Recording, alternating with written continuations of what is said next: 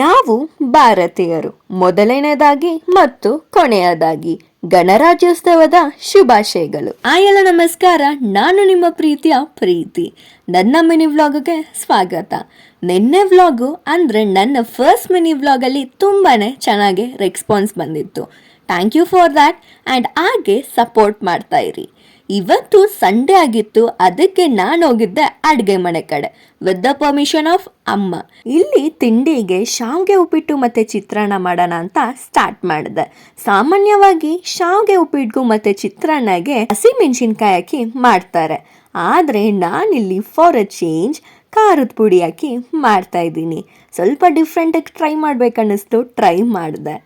ಹಾಗೆ ಕೆಲವರು ಶಾವಿಗೆ ಉಪ್ಪಿಟ್ಟಿಗೆ ಶಾವಿಗೆನ ಫಸ್ಟು ಬೇಯಿಸ್ಕೊಂಡು ಅದಾದ ಮೇಲೆ ಒಗ್ಗರಣೆ ಕೊಡ್ತಾರೆ, ಆದರೆ ನಾನಿಲ್ಲಿ ಒಂದೇ ಸತಿ ನೀರು ಹಾಕಿ ಶಾವಿಗೆನ ಬೇಯಿಸ್ಕೊಂಡೆ.